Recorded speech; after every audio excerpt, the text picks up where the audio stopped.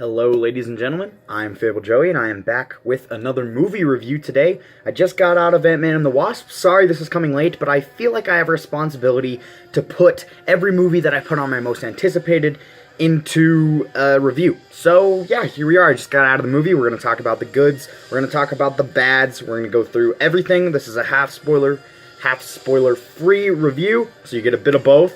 You can skip through what you want, and let's get started with Ant-Man and the Wasp.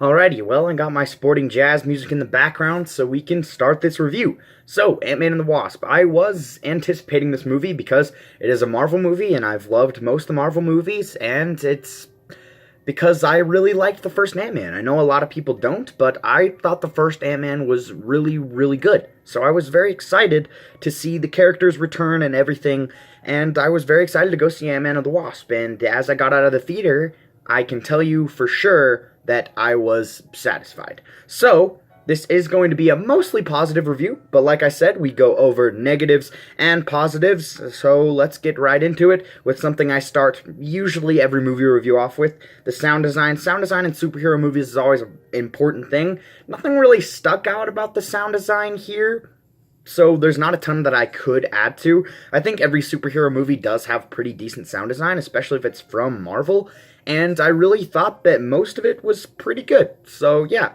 But the soundtrack, on the other hand, I really did like the soundtrack. The soundtrack was interesting, and it was a fantastic accompaniment to a fun movie. There was a lot of scenes where I felt like if they wouldn't have had that really cool track blaring in the background, that I wouldn't have enjoyed as much. In fact, there is a car chase towards the end of the movie with an awesome score behind it, and I really, really, really liked the music there. So be looking out for that. That was a really great theme, and both the villains have some okay themes. The action themes are alright, but overall, the music in the film, well, the soundtrack at least, was very great. So let's get into the movie overall. I gotta say, the first 15 minutes of this movie were actually my favorite. It was very funny. And if there's the biggest positive that you can take away from Ant-Man and the Wasp, is that it is a very funny film. It was written very well, and you can totally tell that the writers know what's gonna land and what's not gonna land. And I mean, sure, there was a couple jokes that I didn't laugh myself at, but I heard other people in the theater laughing at, but I thought that most of the jokes were well executed, and they were actually really funny. There were a couple parts that I thought, like, sometimes I would think, hey, this is actually, like, more funny than the first one, and the first one is one of the funniest Marvel movies, in my opinion. And a lot of people are gonna go at this movie. Some people think it's a positive, some people think it's a negative, but following up after Avengers Infinity War, Ant-Man's kind of just, like, there. I mean, you could say that it doesn't really, like, have a huge effect on the MCU, but then again, not a lot of the standalone movies do. So this isn't really a negative for me, and a lot of people are saying, well, we just got done with Infinity War, and see this is like basically nothing, it didn't do anything. But I actually kind of like that. It was just a little break from the craziness that was Infinity War. It's not like I didn't like Infinity War or anything, I loved that movie, but it was a bit, like, it was really, really crazy, and it was nice to see a movie that was a little bit on the chill side, and didn't do much to affect the MCU, but it was a fun movie, and I really enjoyed it. So, let's get into the negatives, so I can spend most of the video talking about positives, but there was a couple negatives. And I'm gonna start going into spoilers here, but before I do, I just want to say that I really, really liked the movie, and if you do want to see my rating out of 10, you can skip towards the end of the video, and I will give you that. But yeah, I really enjoyed it, except for a few things. So here we go into the spoiler section. If you want to see Ant-Man, I'm probably going to spoil a lot of the things, but so head on out of here. Basically, my biggest flaws about the movie are the villains, and that a lot of things don't make sense, a lot of things needed more explaining, a lot of things which I was listening very intently to try and figure out things throughout the movie that they never explained, and a lot of things that just happen. Like, if you need to know what I mean, I'm going to give you an example. In this movie, many times, they either shrink or enlarge things that would be very, very weird if some random person just saw that, like, whoa. They shrink a whole building, and I was thinking about while they did it, someone's gotta be up. Someone's gotta be, like, walking their dog on the sidewalk, and they're like, holy crap, that building just shrinked, you know? And I was just thinking the whole time, I was like, that's a little weird, don't you think? That they can just, like, shrink their car and, like bring it back again. And they're never really in a hiding spot of sorts when they do it. So I'm like, couldn't somebody see that and be like, what the heck is going on? Maybe call the police? I don't really know what they would do, but it is very funky that all this stuff is going on with them and nobody cares.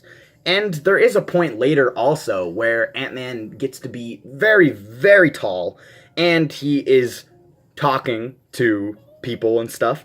And I was wondering the whole time, I was like, they weren't really shocked. Like, you just saw someone who's like 100 feet tall and you weren't freaking out. They were just like, hey, how's it going?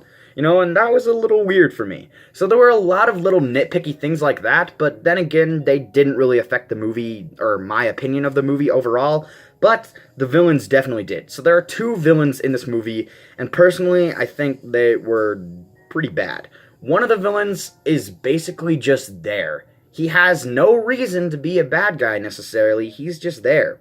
He's just there to cause problems for Ant-Man and the Wasp.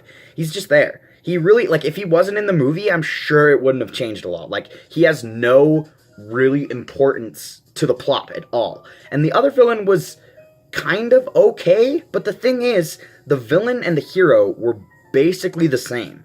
And by the end of the movie, the villain wasn't even a villain anymore. And I was so weirded out by that. I was like, wait a second, weren't you just a bad guy? But there really was no purpose for her to be bad. And a bad guy should have good motives, and while she did have good motives, nothing really happened because of it. And I don't think that that really does anything for your movie if both your villains are lackluster and they don't really change anything. So yeah, I could nitpick about things all day, and the villains are pretty bad, and there's a lot of things that you're just like, wait a second.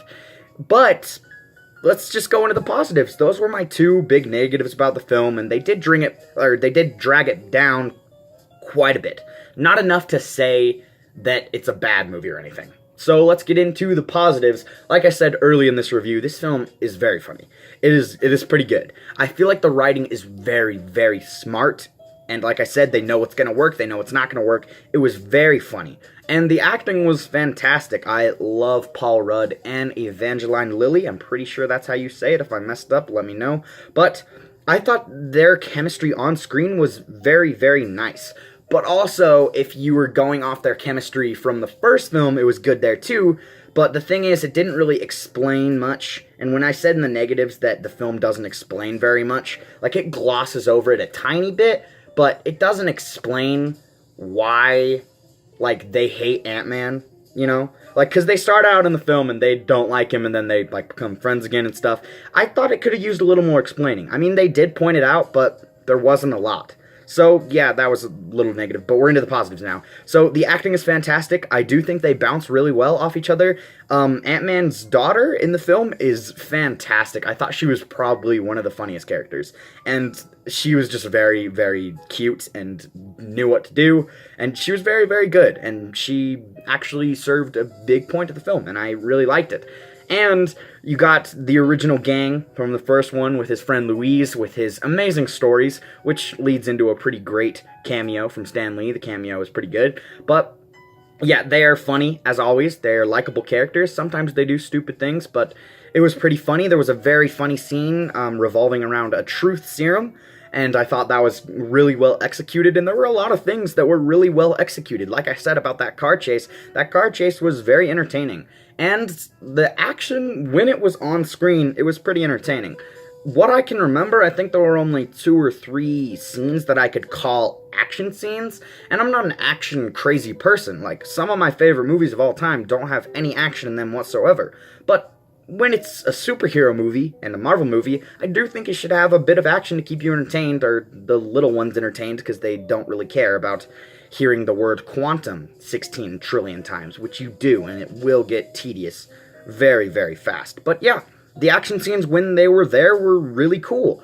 And I felt like the movie was pretty short, but that's not really anything I can take away from it. But at times it did feel really pretty fast, and the pace was fine. It kept up. So overall, I think that Ant-Man and the Wasp is a fun, enjoyable movie with a lot of flaws, but overall, I thought that the good stuff outweighed the bad stuff, and I think it doesn't really change much to the MCU, but I didn't really need it to. It was a great film. It probably will be on my top 10 movies of the year, maybe towards the bottom of the list, but that's okay.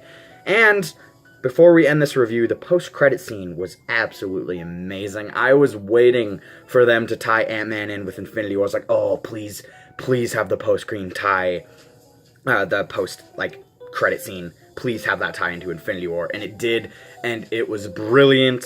It was awesome. So, thank you guys for watching this review. I have decided that I'm going to give Ant-Man and the Wasp a solid 8 out of 10.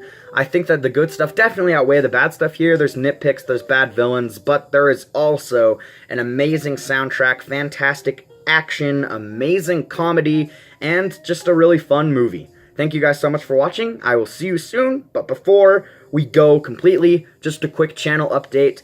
Mission Impossible Fallout comes out on July 26th, and I'm currently rewatching all the movies, and I will do an individual film for each movie that I watch leading up to number 6, and I will rank them for you. So there's a little channel update. This time, I will see you next time. Thank you guys so much for watching.